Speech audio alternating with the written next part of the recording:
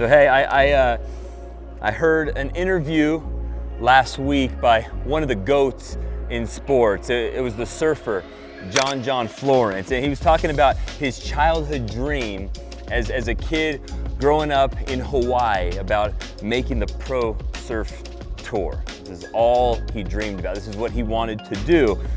But then when that finally happened, it wasn't quite enough. His goal changed. All of a sudden, he wanted to be the world champion.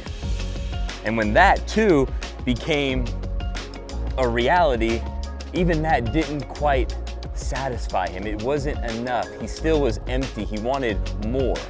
Now I was never a world champion of any sort, but one of my greatest memories on the field, at least, was towards the end of my senior year, and we were in a big series against the University of Kansas. They had their closer on the mound. It was the bottom of the 9th inning in a close game. I came up, and this guy threw me a fastball right down the middle. The next thing I know, I hit my first walk-off grand slam ever. And for that moment in time, I was the hero until I woke up the next morning, back in the weight room, back at school, back to practice, back to the reality of life, the same person with the same problems.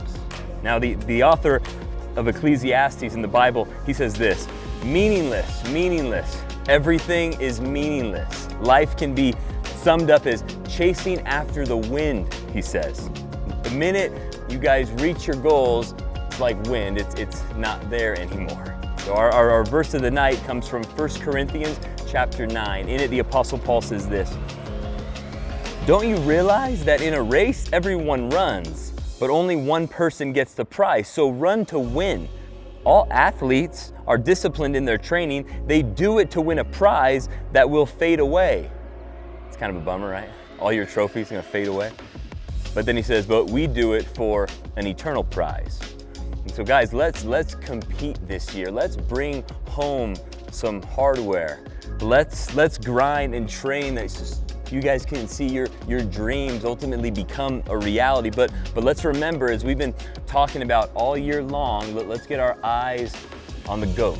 Let's get our eyes on Jesus, the one who shows his love for us in that while we're still sinners, he dies for us. He's the only thing in life that will bring complete satisfaction. He's our eternal prize. Everything else, according to the Bible, will fade away. We think, if only I get this, I'll be happy. Whatever this is, we're gonna realize when you do get it, it doesn't last. It doesn't bring ultimate satisfaction. It's not enough. You need more. In Christ, we possess what our hearts actually long for. Or like a great theologian, Augustine, once said, our hearts are restless until they find rest in you, O God. And so now, with God, we can do all things for his glory.